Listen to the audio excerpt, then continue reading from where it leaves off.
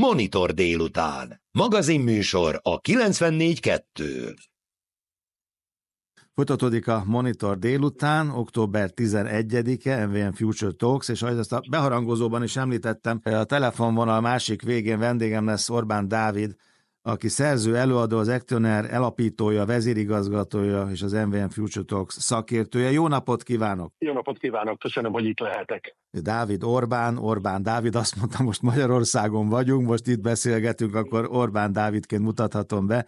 Lesz egy nagyon izgalmas előadása, én láttam a könyvének egy fejezetét, valami új, ez a címe, a mesterséges intelligenciák és mi, egy korszak, amikor nincs új a nap alatt, többé nem igaz. Ez egy többszörösen összetett mondat, de gondolom szétszálazza, kibontja majd október 11-én. Igen, ezeket a kérdéseket vitatjuk meg az MVM Future Talks-ban, és az érdeklődők élőben is követhetik a műsort október 11-én az MVM Future Talks.hu weboldalon. Mesterséges intelligenciáról, az emberi élettartam meghosszabbításáról lesz szó, úgy általában, hogy hogyan változik meg a világ a technológia alapján, hiszen ez az én tételem. Ez az ön tétele. Egyébként mivel foglalkozik azon túl, amiket elmondtam itt a bemutatásban?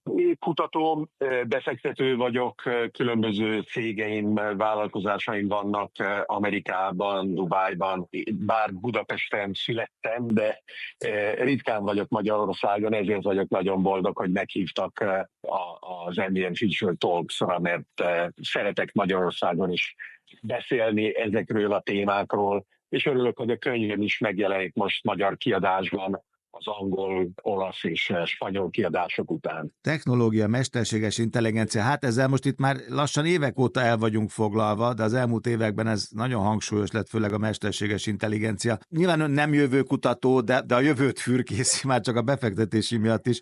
Ön mit gondol, áldás vagy átok a mesterséges intelligencia? Min múlik ez? Tulajdonképpen nem igaz, hogy ez a kétféle mód, hogy nézzük a problémát, ellentmondana egymásnak. Én például nagyon lelkes vagyok a technológia irányában, de az nem jelenti azt, hogy nem venném figyelembe, hogy milyen kárt is okozhat. Tehát mindannyiunknak kell alaposan elemezni, azon a szinten, ahogy tudjuk. Ezért fontosak ezek az interjúk, ezért fontosak ezek a konferenciák, hogy minél inkább megértsük, milyen kérdéseket tegyünk föl a mesterséges intelligencia felmerésének alapján, és tulajdonképpen a mesterséges intelligenciának is, hiszen már akárki ingyen, magyarul is használhatja a ChatGPT-t, és el lehet vele beszélgetni, hogy mit gondol a dolgokról, önmagáról is, mit gondol a társadalomról, a tudományról.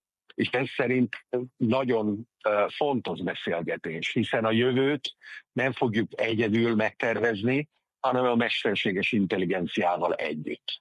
Hát igen, lassan ebben a beszélgetésben is én mindenképpen pótolható lennék. A mesterséges intelligencia remekül fel tudna emberi hangon tenni ezeket a kérdéseket, vagy sokkal jobbakat. Ez egészen biztos. Nagyon tetszett a könyv előszavában, azt írja, ez a könyv a technológia, a mesterséges intelligencia, az egyén és a társadalom evolúciójának témáit tárgyalja.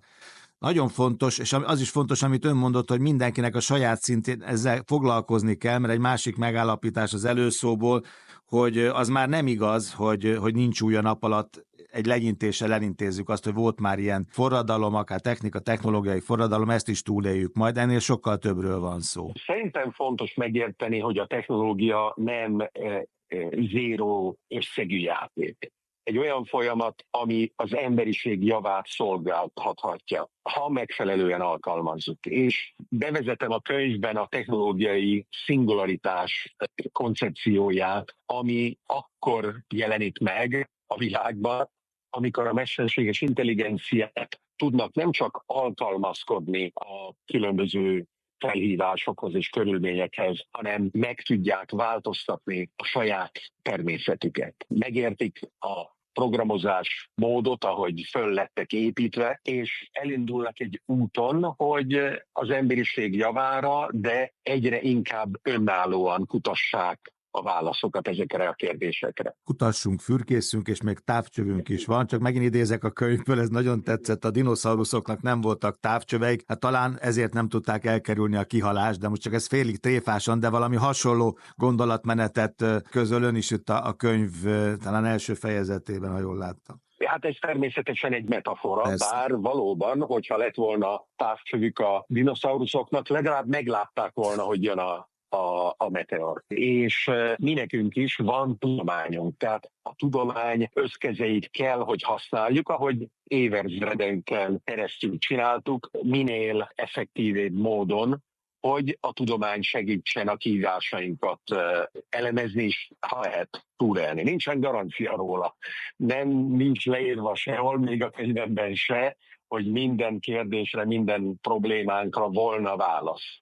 De tényleg, ha elkezdjük keresni, és ha lehet minél nyitottabb formában, el kell űrbe például az alkimistáknak azt a hibáját, ahol eldöntötték, hogy titkosan kell, hogy kutassanak, és nem osztották meg a tudásukat, inkább el kell, hogy kerüljük, hogy a mesterséges intelligencia is zárt rendszer legyen, hanem minél nyitottabb módon tudjuk ezt elemezni, felhasználni, előre vinni, annál valószínűleg szerintem, hogy az emberiség előnyére is javára lesz. Hát igen, csak ez bonyolult, mert az alkimisták is azért őrizték a receptet, mert az versenyelőny volt az ő számukra mindenképpen. Hát most hasonlóképpen csak sokkal nagyobb a tét, és nagyobb tétbe játsza ezt az emberiség, hogy akik a tudás birtokában vannak, azok vajon transzparensé teszik-e ezt.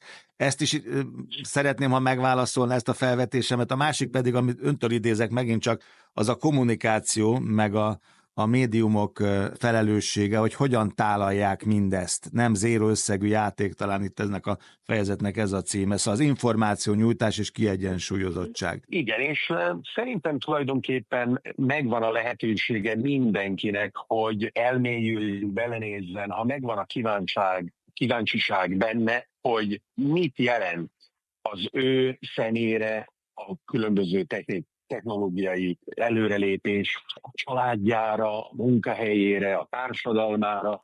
Nem lesz egyetlen válasz, ami az egész földbolygóra érvényes. Megvan az előnye annak a különbségnek például, ami a kínai mesterséges intelligencia és az amerikai mesterséges intelligencia között van. Hiszen vannak etikai, politikai, közgazdasági problémák, amikre a mesterséges intelligenciát fogjuk alkalmazni, illetve már alkalmazzuk is, és a világnézetünk alapján különböző válaszokat fogunk kifejleszteni. Ez a folyamat hasonló a múltbeli gazdasági versenyek, közgazdasági versenyekhez, csak sokkal gyorsabban történik. És a kihívás az egyének számára valóban az, hogy tudnak-e alkalmazkodni ahhoz az új világhoz, ami nem évtizedről évtizedre, hanem napról napra a szemük előtt nő föl mesterséges intelligenciával, de az egyéni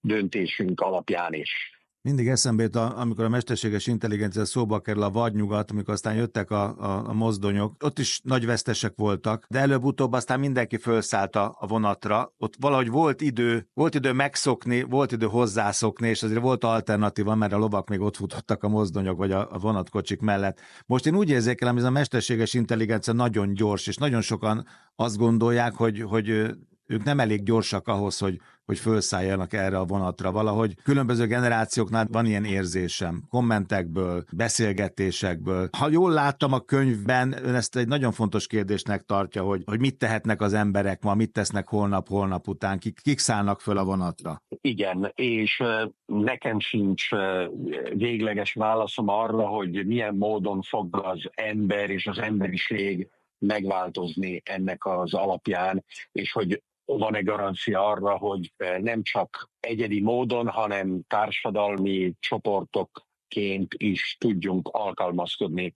ehhez a jövőhöz. Nagyon nagy kihívás, és fontos, hogy célszerű módon úgy szervezzük meg a jövőnket, hogy ennek legyen értelme. Élni egy olyan jövőben, amit szeretünk, amit magunkénak tudunk hívni, és felismerjük, hogy együtt legyünk a mesterséges intelligenciával, a robotokkal, és ne történjen az, történt a lovakkal, amiket nem csak hogy leváltottunk, amikor már nem kellett, hogy a kocsinkat húzzák, hanem tulajdonképpen megettük őket. És hogyan fog ez lezajlani a következő nem évszázadokban, még nem is sok évtizedben, hanem a következő néhány évben, az tényleg meg fogja szabni az emberiség jövőjét. MVM Future Talks, ugye október 11-e. Mi lesz a legizgalmasabb megállapítása? Dávid, azt hadd kérdezzem meg, vagy mi lesz az, amit azt gondolja, hogy komoly vitát válthat ki az ön megállapításai közül? El kell, hogy döntsük, hogy a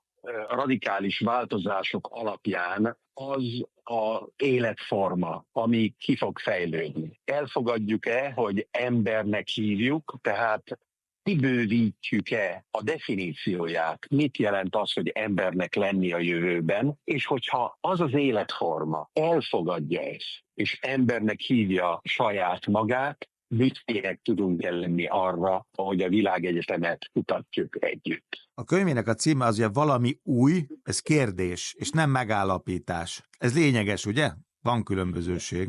Szerintem az egyik legfontosabb dolog a mai világban, hogy fejlődjön képességünk értékes kérdések feltételére. A válaszokat megtalálhatjuk még a mesterséges intelligencia segítségével is. De hogyan tesszük fel a kérdéseket, az szabja meg tulajdonképpen, hogy milyen irányban kutatjuk a jövőt. Ezért teszem föl a könyvem címét is ilyen kérdés formájában. Nagyon szépen köszönöm, izgatottan várom majd október 11-ét, meg az MVM Future Talks konferenciát is, meg az előadását, és nagyon szépen köszönöm a beszélgetést.